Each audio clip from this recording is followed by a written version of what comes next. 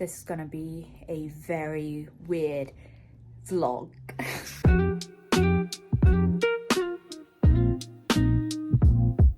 Yes, so today is what we call pamper day. So got up, everything shower, gym, and now we are going out to have a little walk. It's sunny in the UK. It's sunny. It's sunny. I can't believe we haven't seen the sun in like 2 months or so. So I'm really happy to go out and do a couple of things, and I'll take you around, and then we'll talk about some exciting knitting projects I'm working on. So tag along.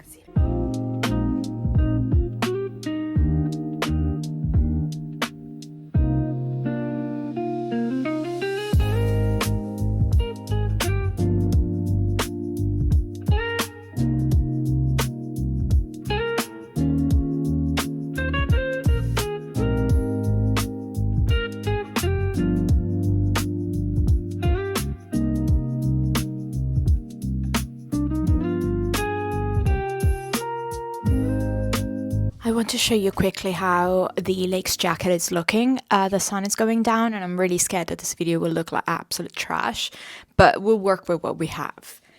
So at the moment, I just finished one sleeve and I'm working on a button band, so that's why it's looking like trash slightly. And I have this big ass needle just coming out of the neckline. I love, first of all, the high neck. It's so comfortable and it's so cozy, and I really cannot wait to have this project finished. I think the length is perfect. Once it's blocked, it's going to be even more oversized. It's a very oversized project, but it's basically based on the lake's pullover and the lake's V-neck and the lake's cardigan as well.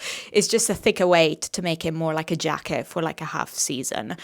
I adore the lake's sort of saddle shoulder, and I think it's just so elegant. It just adds something way more interesting to the project, and yeah, I just really love what this composition looks like. I've made one sleeve, which again, working up properly. The yarn choice, fantastic. The Yell Hole Triple is probably one of the best yarns I've worked, and it's just as rustic as you want to get with this sort of things, but it's not scratchy, at least on my skin. And I'm working on the button band, this one at the moment, but I think I'll just go back and unravel it because it's, at the moment, it's just looking too big, and it's 1 centimeter off the actual gauge. So I just start again with probably a smaller needle, or I'll just go down 2 stitches. We'll see. It's a test knit. That's what test knitting is for. Also, don't mind these little markers because I cannot read a pattern for the life of me, and I read that this was actually this one. So yeah, I was basically just crashing out, just saying, why is it not working? Why is it not working? And it was actually because I read it wrong. So, Anyway, this is the beautiful cardigan. So the objectives are, today I finish this button band. Tomorrow I'll finish the second one. Next week I'll take it to knit this sleeve, and we can actually block it by next weekend. So I'll have enough footage to show you what the whole test knit looks like, which is great because, you know, it's before the pattern is actually released. So you can give yourself an idea, you know, if you actually like it, if you're gonna wear it. But at the moment, I think it's a great project, and I am really happy how it's working up.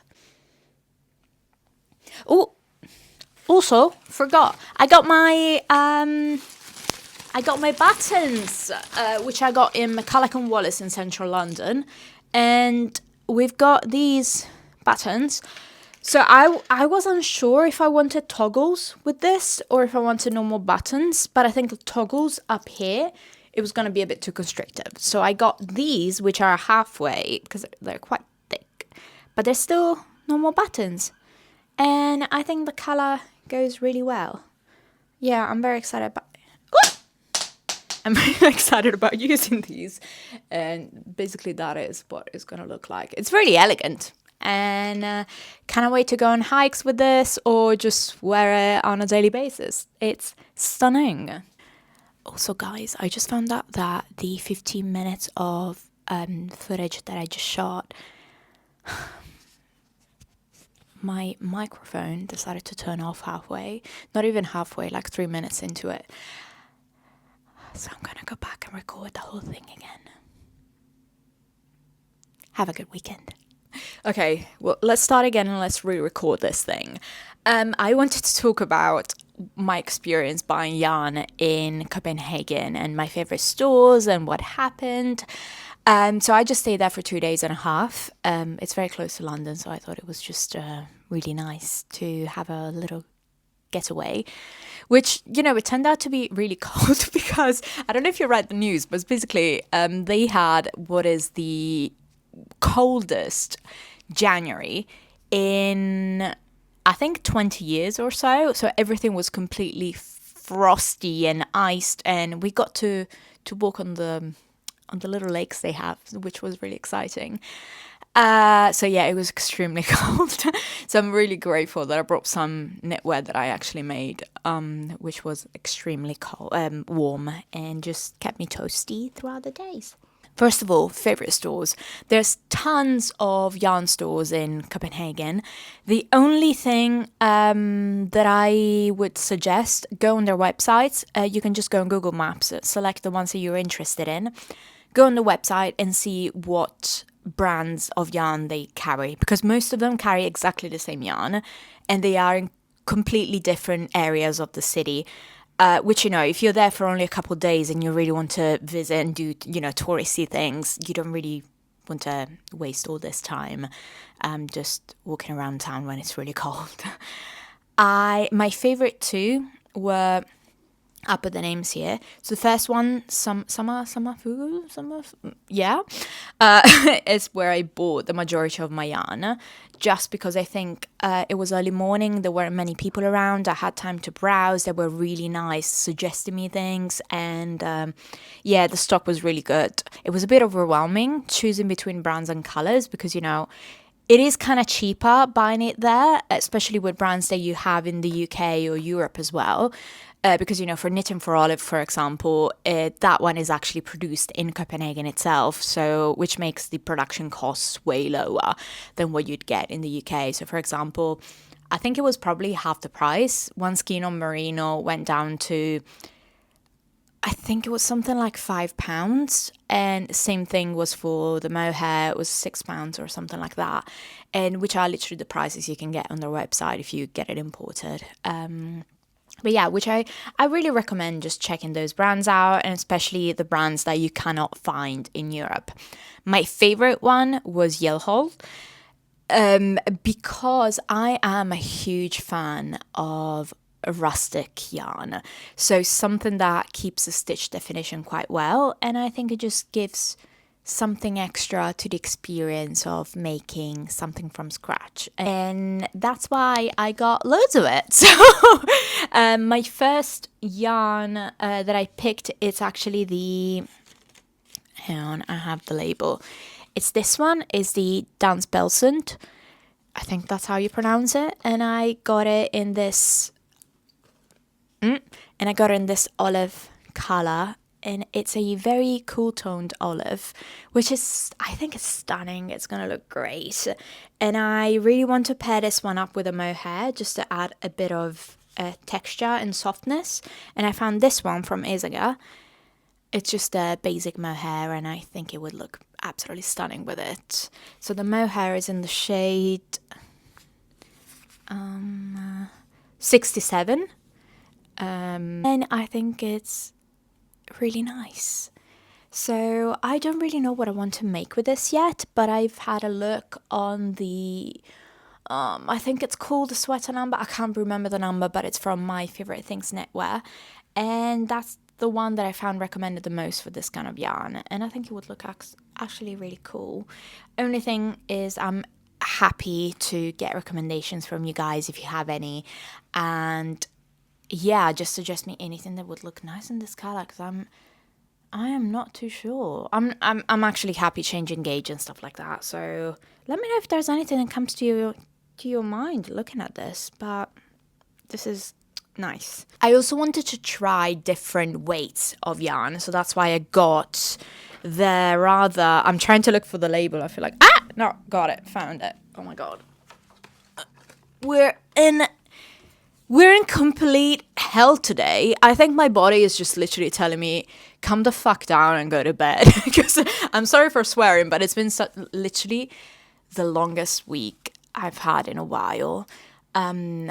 My shift at work's changed, so I was basically going to the office at 6:30, which meant waking up around 5, and my body's not used to it. And I've done the whole week like that, meaning I was coming back home and my body was like, it's not time to go to bed yet. But I was so tired. So yeah, I'm a bit all over the place right now. And the sun is going down. My flat is in a completely terrible spot because the sun is literally coming up on this side and going down on that side. So nothing is coming in from this window. Amazing. Yeah. But this is the yarn. So it's I can't really pronounce it. But I got it in this shade, which doesn't really show, but it's actually a light blue. It looks, okay, maybe you can see it slightly from here. It's a light blue. It looks like a grey on camera, but it actually is light blue. And it's stunning, and this gorgeous light blue is so rustic. You can see the darker bits of wool. Again, not sure if they're coming up. I'm trying to focus it, but yeah, you can see the little bits here, and they're absolutely gorgeous. And I wanted to pair it up with this Knitting for Olive mohair in Dusty Dove, which I think would make a really nice pairing. And again, I think I might make a cardigan with this. Not sure what. There's a new one from My Favorite Things Knitwear. I think it's really cool. But I'm also testing a cardigan, so I'm in a bit of I don't know. There's so much that I want to work on, and I think in my next videos I'll talk about the patterns that are on my to make list for this year, which there are a lot. I'm not sure if I'm gonna make all of them, but that is just to keep myself, creative and productive. I also got 2 skeins. Oh my god, there's like yarn everywhere. I got 2 skeins of this Knitting for Olive mohair. This is in the color Blue Tit, and it's this gorgeous deep blue that I think would look really, really cool. And I want to make a Valerie blouse with this. I haven't really made any mohair blouse or garment, only mohair garment so far, and I think for the spring this would look absolutely cool. Something that I really want to work on this coming season is having a garment with mismatched buttons, and I think buying some little buttons like shell or pearl buttons but with different shades of colors would look so incredibly cool. So yeah, I think the Valerie blouse is really nice, and I've never actually worked on a like diagonal button band, even if that's not really a button band because it's literally sewn together. So that is one option, and that's basically all I got in the first shop. And I think their range was actually fantastic. They shipped to the UK as well, which is where I got my yarn for the test knit, which is still yellow oats, but this is triple, so this is the thickest they've got, and it's this gorgeous cool toned brown.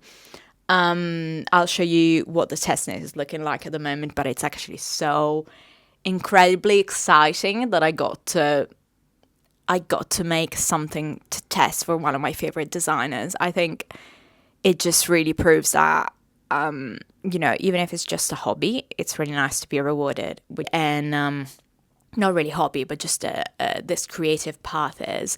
And I'm really glad to work with such a cool group of creatives. So yeah, I'll post an update later on just to show you what it's looking like at the moment. But let me know if you'd like to know more. And now coming to the second store, which is Ulster, yeah, I think I don't really know how to pronounce it. It was really nice. They had a huge selection of discounted yarn, but I think it was especially yarn that was basically going out of stock or out of production. There was loads of Rowan yarn, and I wasn't really interested in any of that because they were selling it in batches of 2 or 3, and there's not much that I could have made with that material. So I left it.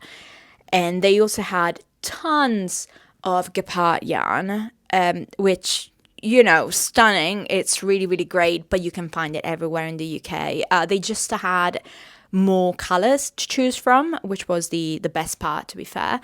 Yeah, I just think, you know, if it's something that I can get in my country as well, and it's probably cheaper, I just wanted to get something that was special to Denmark. That's why I stuck to with Yale Halls a bit more. The good thing is I got loads of sock yarn.